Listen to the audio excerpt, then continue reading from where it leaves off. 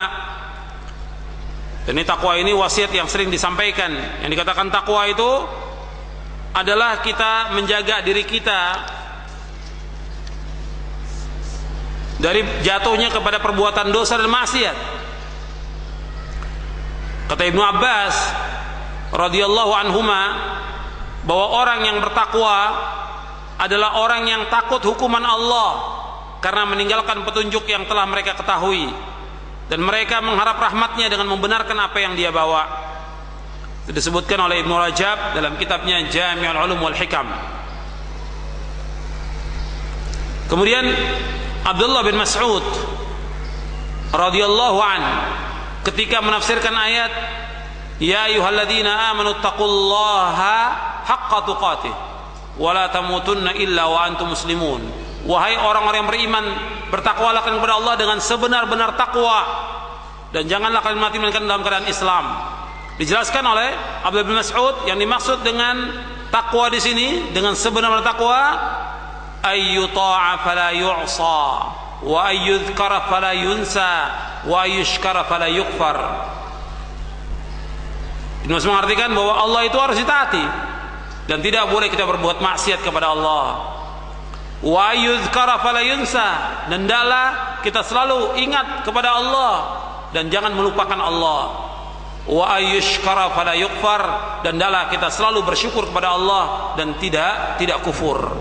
Itu yang dikatakan takwa dengan sebenar-benar takwa, yaitu taat kepada Allah dengan tidak berbuat maksiat, dengan selalu ingat kepada Allah dan tidak melupakan Allah, dan selalu bersyukur kepada Allah dan tidak kufur.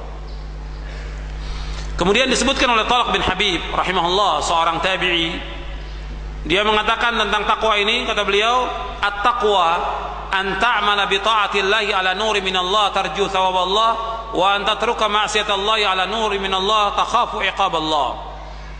Takwa ialah melaksanakan ketaatan kepada Allah dengan cahaya dari Allah karena mengharapkan ganjaran dari Allah, dan engkau meninggalkan perbuatan maksiat kepada Allah dengan cahaya dari Allah karena takut kepada azab Allah. Jadi yang dikatakan takwa itu kita melaksanakan ketaatan kepada Allah dengan dasar iman kepada Allah SWT, dan kita mengharapkan ganjaran dari Allah, dan kita meninggalkan perbuatan maksiat dengan dasar iman dengan cahaya dari Allah, yaitu dengan dasar iman dan takut kepada siksaan Allah Subhanahu wa taala. Ini yang dikatakan takwa. Kemudian ikhwan fillah, azakumullah, seorang kalau dia ingin mencapai takwa kepada Allah Subhanahu wa taala, maka yang pertama, kalau dia ingin mencapai takwa kepada Allah, yang pertama talabul ilmi.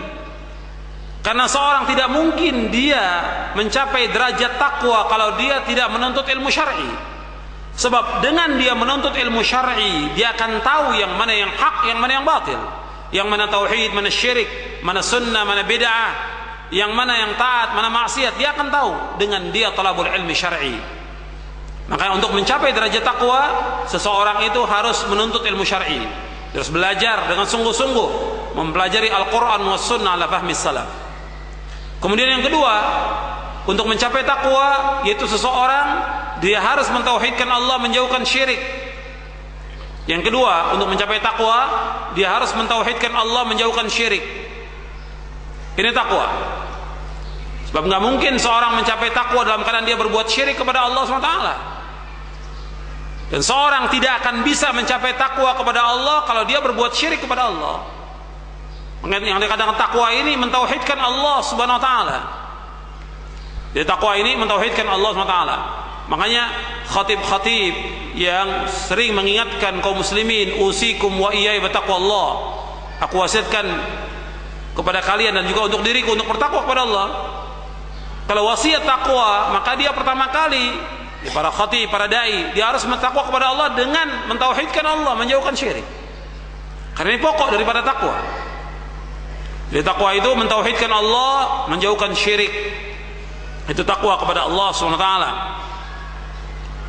Kemudian untuk mencapai takwa lagi, yang ketiga, dengan kita melaksanakan perintah-perintah Allah dan menjauhkan larangannya. Jadi untuk mencapai takwa, yaitu dengan melaksanakan perintah Allah dan menjauhkan larangannya. Sering orang memberikan definisi yang dikatakan takwa melaksanakan perintah Allah dan menjauhkan larangannya. Itu betul, tapi perlu kepada rincian. Melaksanakan perintah Allah yang paling besar adalah mentauhidkan Allah.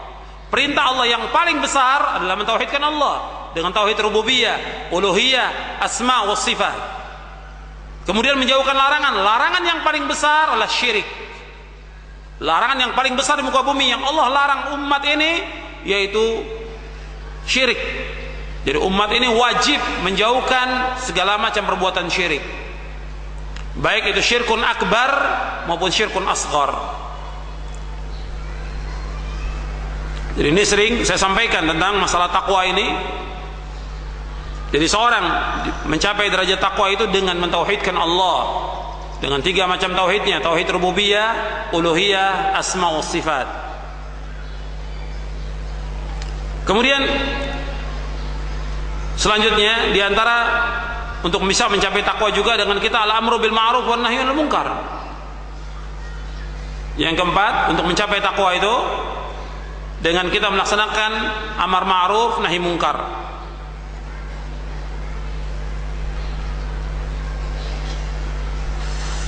Dan yang terpenting lagi, bahwa inti daripada takwa adalah seorang hamba meletakkan pelindung di antara dirinya dengan sesuatu yang ia takutkan dan ia khawatirkan. Jadi takwa seorang kepada Rabbnya ialah ia meletakkan antara dirinya dengan apa yang ia takutkan kepada Rabbnya, yaitu kemarahan dan hukumannya. Dia meletakkan sebuah pelindung yang melindunginya dari itu semuanya. Pelindung tersebut adalah mengerjakan ketaatan dan menjauhkan maksiat. Jadi ketaatan di antara bentuk taat itu yaitu tauhid, dan maksiat di antara bentuk maksiat yang paling besar di muka bumi yaitu syirik. Itu termasuk juga melaksanakan ketaatan, ya melaksanakan sunnah-sunnah Nabi, menjauhkan maksiat, di antaranya juga menjauhkan perbuatan bid'ah.